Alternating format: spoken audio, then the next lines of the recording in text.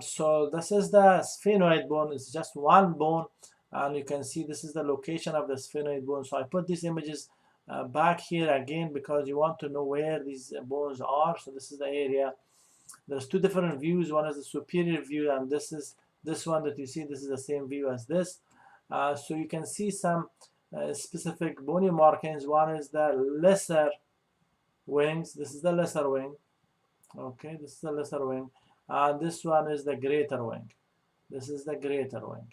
So lesser wing and the greater wing. Here, lesser wing, and this is the greater wing. In the middle that you see here, this is the optic canals, and this is the optic groove. This is where cranial nerve 2 pass through this area, cranial nerve 2. And in the background, the deeper area, the bone itself, this is called sella turcica. Sella turcica.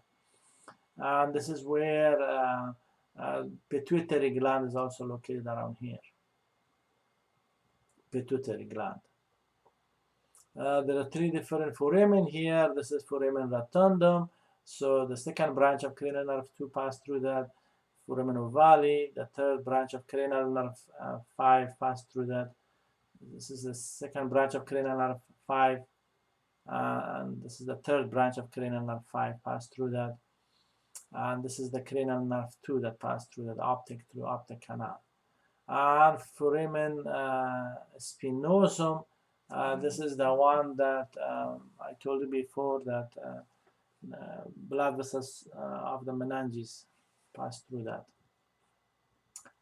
If you look at in the anterior view, you can see in the middle, this is the body that contains the sphenoid sinus. So below this area, this is the sphenoid sinus, and this is one of the bones that has a sinus. If you remember it, frontal bone also had the sphenoid sinus. And this is the lesser wing, and this is the greater wing, and the space between the two, this is called a fissure.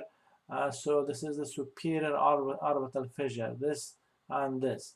So structures that pass through the superior orbital fissure, it is a first branch of cranial nerve 5, also cranial nerve 3, cranial nerve 4, and cranial nerve 6 pass through that. Once again, cranial nerve 3, cranial nerve 4, first branch of cranial nerve 5, and cranial nerve 6 pass through that.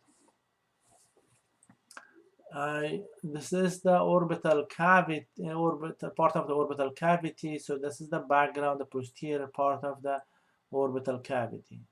This area that you see, this is the posterior part. You can still see the foramen rotundum, which was here. You can see it here. And this is the pterygoid plate that you cannot see it in this view, so you can see the inferior view of the skull. So this is this whole area is the process, and this flat area that you see, these are the plates. Okay, so medial and lateral plates.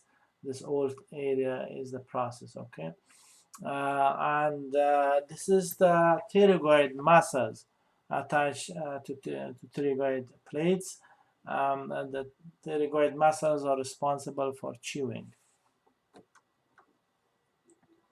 Ethmoid bone is just one bone. You can see part of this ethmoid bone around here. This is the superior view of the skull. Laterally, that you cannot see, then in this area you have the lateral mass, and that contains ethmoid labyrinth. Labyrinth is just the cavities, irregular cavities. So again, it has a sinus in this area, and then medially you have this flat area, and this is called the cribriform plate. So this area and this area, this is a cribriform plate, and this is where you can see this is a cribriform plate, and this is the cribriform plate. Also in this image, this is the cribriform plate, and this is the cribriform plate. The cribriform plate contains these holes, and these are called olfactory foramina. Olfactory foramina, which is the cranial nerve 1 pass through that. And here it's hard to see than this one. This is the crista galli. Okay, this is the crista galli here, and this image is this one. Okay, This is perpendicular to cribriform plate, and in this image will be in the midline. So this is the area that the meninge is attached to it. So if you look at the posterior view, so the one that you see, these are the lateral masses on the two sides, and this area makes the nasal cavity. So this is the nasal cavity. That's why I put the nasal cavity image there. So this one is the perpendicular plate, which is this.